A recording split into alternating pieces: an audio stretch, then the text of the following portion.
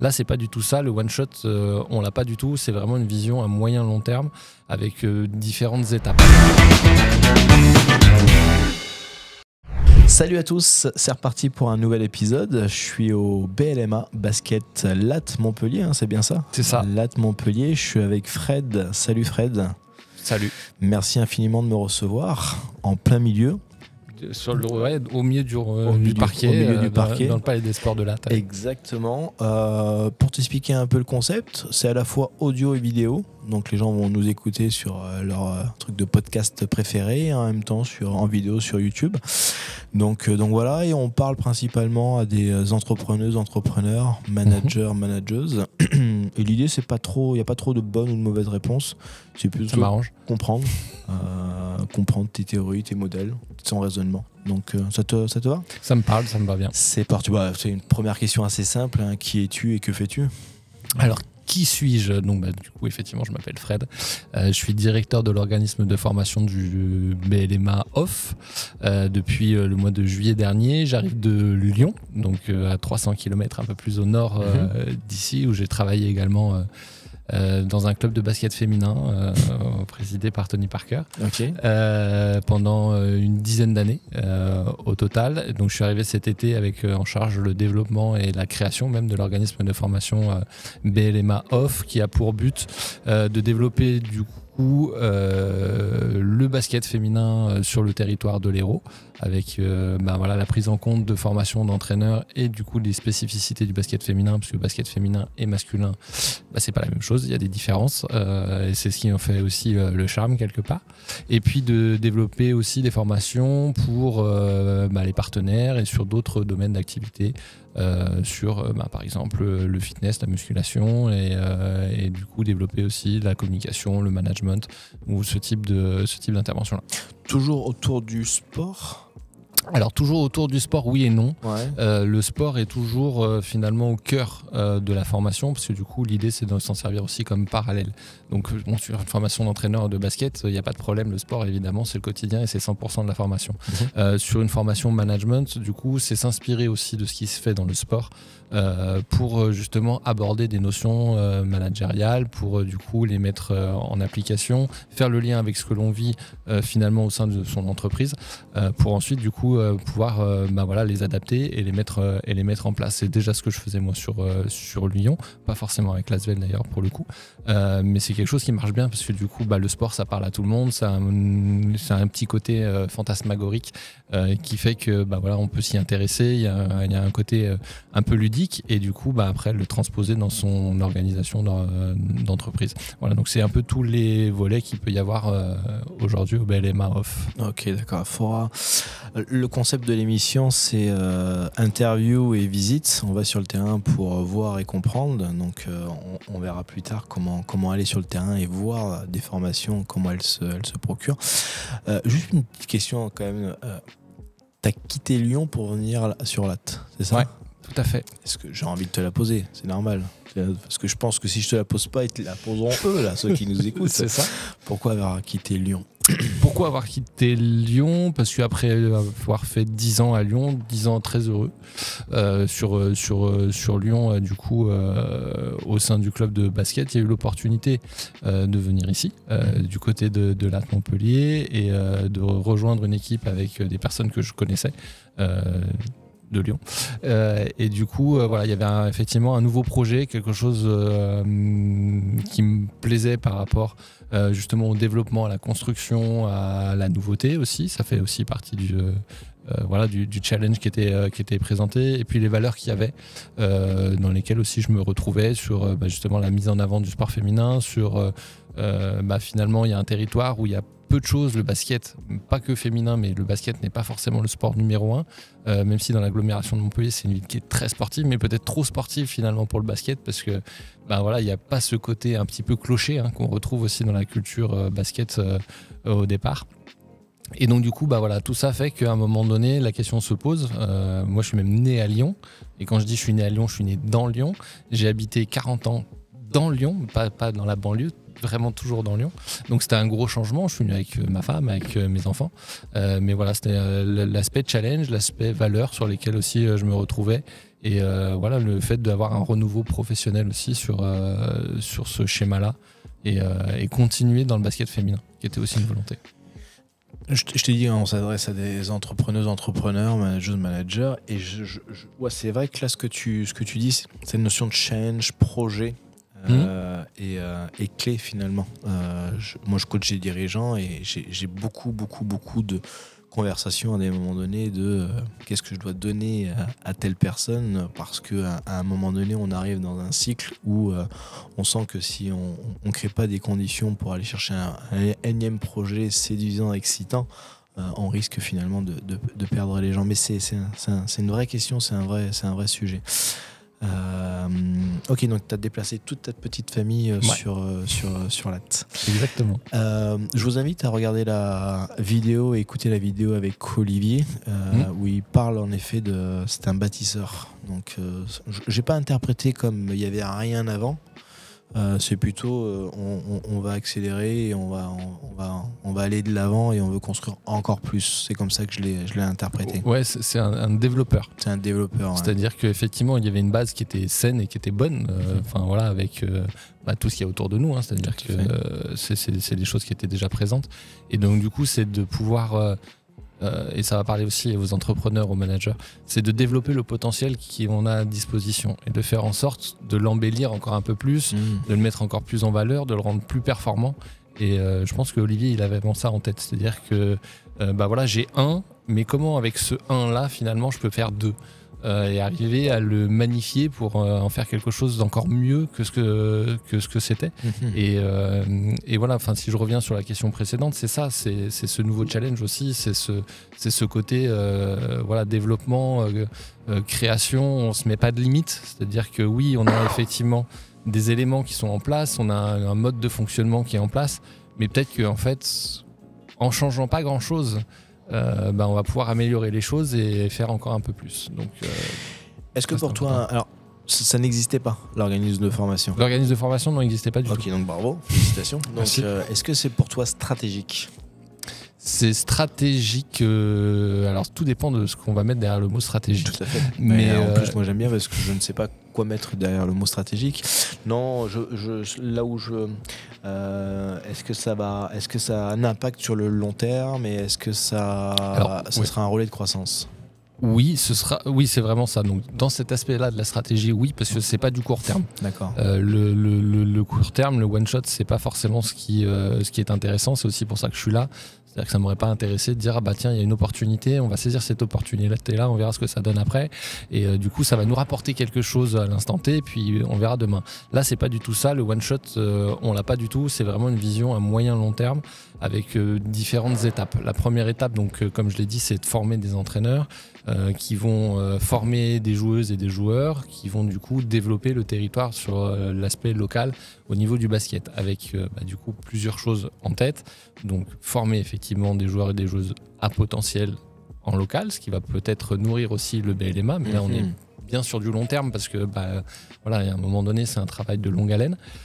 Donc ça c'est quelque chose qui va être effectivement important. C'est aussi du coup de créer une dynamique autour du basket et donc finalement de créer des sympathisants autour du BLMA, autour du club, autour du basket de haut niveau et pourquoi pas au niveau aussi des clubs alentours.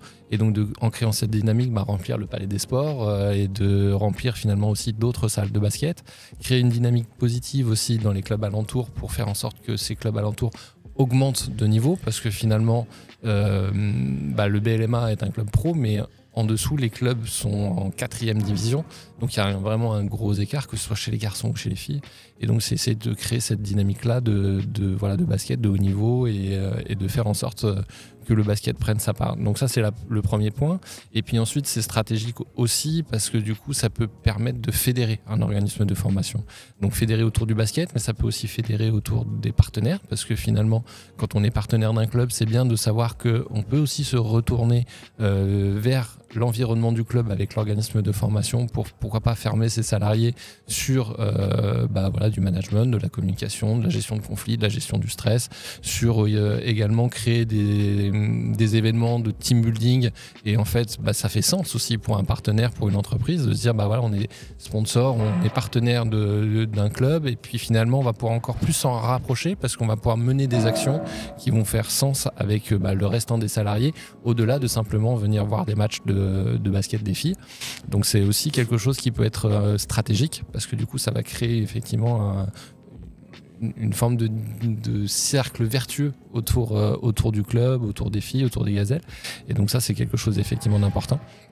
Et puis c'est aussi la croissance et la survie d'un club, parce qu'il n'y a pas de modèle économique dans le basket féminin aujourd'hui.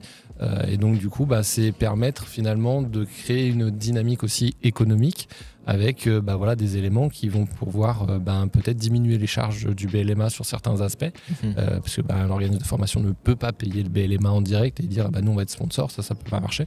Mais par contre, comme il y a des mutualisations sur des postes, sur des coûts, peut-être que ça va diminuer un petit peu certaines charges du BLMA et donc permettre qui sait, d'avoir peut-être une demi-joueuse en plus et permettre de franchir un nouveau stade au niveau sportif. Donc voilà, c'est tous ces éléments qui font qu'aujourd'hui l'organisme de formation a sa place dans dans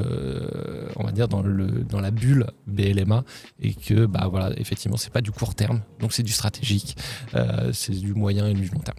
Cool, merci infiniment pour ta définition de stratégique. Quelques chiffres. Ça forme combien d'entraîneurs pour l'instant? Alors là, on en a 10 aujourd'hui en formation. Entraîneur, entraîneuse, ça se dit? Alors entraîneuse, non. Ça, c'est un autre sens, entraîneuse. Donc c'est entraîneur. Je fais... Vraiment, c'est entraîneur. Je trouve que le sujet est d'actualité. Promouvoir le sport féminin, et c'est vrai que moi, c'est un gros travail que je fais aussi. En termes de communication, je suis en découverte. Et donc je me pose toujours les questions de est-ce que le féminin existe. Et donc entraîneuse, non. Christophe, tu n'as pas le droit. Sinon, si, tu as le droit, mais merci beaucoup. C'est dans un autre environnement. C'est ça, exactement. Et c'est un autre moment. Donc on peut dire entraîneur. Alors. Entraîneur, peut-être avec un E. Voilà. Mais donc là, on en a une dizaine. Pour reprendre le fil, parce que du coup, ça paraît pas énorme. Mais on a créé l'organisme de formation au mois de mars. Il a fallu du coup le créer, la structure.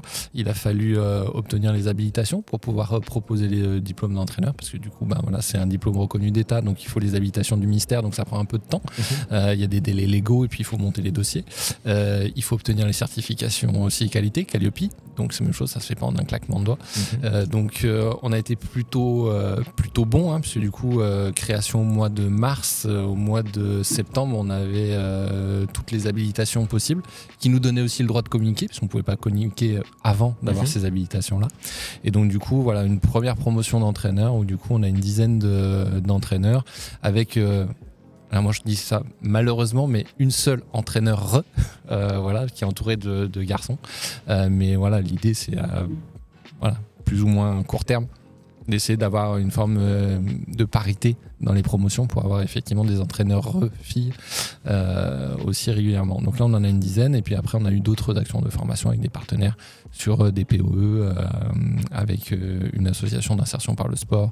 On a fait aussi des actions avec différentes fondations, et donc du coup, ça permet aussi de créer une dynamique positive au sein de l'organisme de formation. Cool. Comment je sais pas moi, juste c'est quoi ton retour sur le fait de n'avoir qu'une seule entraîneur?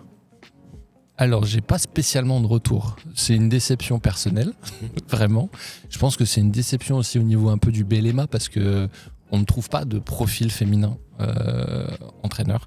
Donc c'est quelque chose d'un peu dommage, qui tend à changer. Et j'espère que du coup cette dynamique-là va changer. Il y a quelques clubs en Ligue féminine qui effectivement sont coachés par des filles. Donc on espère que ça va se développer. Même chose dans les centres de formation, parce qu'il y a beaucoup d'entraîneurs aussi masculins dans les centres de formation féminins. Et c'est bien aussi qu'il y ait des entraîneurs filles qui soient présentes dans ces staffs-là. Donc c'est une déception un peu personnelle, mais il n'y a pas spécialement aujourd'hui de retour de la part des clubs, parce que la question ne se pose pas forcément. Il y a un peu un état qui est posée. Alors moi, à titre personnel, j'ai eu des entraîneurs féminines en jouant au basket à différents niveaux. J'ai toujours trouvé ça agréable. Enfin, ça m'a jamais posé de problème le fait d'avoir un coach femme alors que j'étais un mec. Donc du coup, j'espère que voilà, ça va continuer à se développer. Je pense pas qu'il y ait de frein vraiment dans les clubs, parce qu'on pourrait se dire ils préfèrent avoir des hommes. Non, je pense que c'est simplement qu'il n'y a pas encore forcément les profils et la quantité suffisante pour alimenter ça. Donc on espère que ça va arriver et que des futures joueuses, des joueuses actuelles, mais seront des futurs entraîneurs pour la suite. Peut-être qu'il y en aura une qui parlera avec toi prochainement. Ah, top, c'est génial. Je lance une pièce pour la suite. C'est génial. Je fais juste un petit coucou quand même à ma coach entraîneuse, parce que moi j'ai fait du loisir, basket loisir. Donc vraiment, et donc Tiffany, voilà. Donc un petit coucou à Tiffany, ma coach. Petit coucou aussi à Tiffany. Voilà. C'est bien d'être et femme et entraîneur. Voilà, donc ça c'est cool. J'avais 2 questions qui me viennent. Est-ce qu'il faut avoir été joueuse ou joueur pour entraîner ? Ça, c'est une bonne question. Alors, j'ai une double réponse à ça. La première qui est assez évidente, oui, ça aide effectivement d'avoir joué parce qu'on sait comment ça se passe sur un terrain. Le deuxième niveau, c'est qu'il n'y a pas besoin d'avoir été, à mon sens, joueur de très haut niveau. Je vais reprendre les mots de Gérard Rouillet dans un autre sport, au foot, à qui on a souvent reproché de ne pas avoir été joueur de haut niveau au foot et pourtant d'avoir entraîné dans les meilleurs clubs d'Europe, et qui disait: j'ai jamais vu qu'on demandait à un jockey qui participait au Grand Prix de l'Arc de Triomphe de déjà l'avoir gagné en tant que cheval. Et j'aime bien cette définition-là parce que c'est pas le même métier. Et du coup, il y a des joueurs, des joueuses qui ne seront pas des bons entraîneurs. Voilà, il y a certaines personnes qui n'ont pas été des joueurs ou des joueuses de haut niveau et qui pourront être de très bons entraîneurs. Il n'y a pas de règle. Il n'y a pas de règle parce que ce sont 2 métiers qui sont différents. Donc l'un n'empêche pas l'autre, mais c'est pas forcément essentiel. Après, c'est sûr que c'est mieux quand même de savoir un peu jouer au basket pour comprendre effectivement ce qui s'y passe, pour pouvoir aussi entraîner, peut-être démontrer sur certains aspects que de partir de zéro. Mais bon, après, voilà. Mais il n'y a pas besoin d'avoir un niveau forcément exceptionnel. C'est mon avis à moi. Ouais, c'est intéressant. Et j'alimente pour ceux qui nous regardent ou nous voient, je vous invite à aller voir l'interview de Marie, qui est au centre de formation qu'on a interviewé. Et elle, ce qu'elle nous a dit et ce que j'ai beaucoup aimé, c'est si tu as joué, c'est plus sur le why, le pourquoi tu orientes ton élève sur tel exercice, et tu peux peut-être plus facilement lui expliquer le pourquoi de cet exercice. Par contre, tu n'es pas obligé de bien le faire ou mieux le faire que la personne. Par contre, tu peux peut-être plus facilement l'embarquer sur pourquoi c'est important de le faire. Donc aussi, je trouvais ça intéressant sa lecture. Ça reprend effectivement un peu la même philosophie. Moi, j'ai une grande sœur et ma grande sœur n'était pas la meilleure basketteuse du monde, très clairement. Mais elle en avait conscience. Par contre, du moment qu'elle était en dehors du terrain, elle voyait super bien les choses. Et elle avait la capacité, en voyant un système d'une équipe adverse une fois, de le retranscrire et de pouvoir à un moment donné y voir les failles, ce qu'elle n'arrivait pas forcément à faire quand elle était sur le terrain. Mais elle avait cette capacité-là, elle avait ce regard-là, et du coup ça l'aidait finalement d'être basketteuse, mais c'était pas là où elle excellait au final. Et du coup c'était plus derrière le banc qu'elle était capable de le faire. Donc ouais, ce que disait Marie effectivement est assez juste. C'est que voilà, c'est une aide, mais on n'a pas besoin de forcément savoir le faire. Je suis pas sûr que Aimé Jacquet était meilleur footballeur que Zinedine Zidane. Je suis pas sûr non plus. Donc on pourra poser la question à Aimé si tu nous écoutes, ou à Zidane si tu nous écoutes. Donc, 2 dernières questions, si t'es OK. Ça se structure comment un cursus d'accompagnement ? Parce que moi je suis passionné par l'apprentissage, comme je te l'ai dit, et donc c'est des sujets qui m'intéressent. Comment on structure un apprentissage, comment on transmet une pratique, comment on enseigne. C'est quoi ? C'est un mix de théorie, pratique. Ça structure comment ? C'est quoi ? Alors, comment ça se structure ? Si tu y arrives, ouais, en quelques minutes. Je vais essayer. Mais en quelques minutes. Rapidement. Moi, je pars d'un principe qui est assez simple, d'une phrase de Michael Jordan qui est très bête, qui dit: pour atteindre ses objectifs, faut d'abord se les fixer. D'accord. Donc c'est une phrase totalement bateau et on a l'impression qu'il enfonce des portes ouvertes. Non, mais bon. Mais du coup, elle est importante parce qu'elle fait sens sur le fait que je suis à un point A et je veux aller à un point B, donc il faut bien que je détermine ce point B. Et donc là, le but étant de former effectivement des entraîneurs. Alors pour l'instant, au niveau BPGEPS, on ne forme pas des entraîneurs de ligue féminine, ils sont au début de leur cursus, mais c'est déjà de leur donner un maximum de billes pour qu'ils comprennent le rôle que peut avoir un entraîneur dans un club, et notamment dans un club amateur, parce que du coup on n'est pas forcément que sur de l'entraînement et du coaching, mais on est aussi sur la vie d'une association, d'une structure, d'un club amateur, avec tous les événements qui peuvent y être liés. Et donc du coup c'est faire un mix entre tout ça, c'est-à-dire que c'est effectivement avoir une partie théorie où on va leur apporter les éléments alors sur la technique du basket, mais aussi sur du management, sur qu'est-ce que c'est qu'une structure associative, comment c'est géré, quels sont les tenants et les aboutissants de ces structures-là, parce que finalement, faut faire des demandes de subventions, il faut réserver des créneaux, il y a une vie sociale, il y a des responsabilités, il y a tout ce qui va avec. Et donc du coup, c'est de mélanger tout ça. Et donc du coup, c'est de trouver les intervenants qui vont être en capacité justement d'apporter une expertise sur tous ces domaines-là. Et après, on construit le programme de manière globale, en mêlant justement tout ça. Donc nous aujourd'hui à l'organisme de formation, comment on fonctionne, les cours sont le lundi et le mardi. On a que des apprentis, donc ils sont toujours en alternance dans des clubs.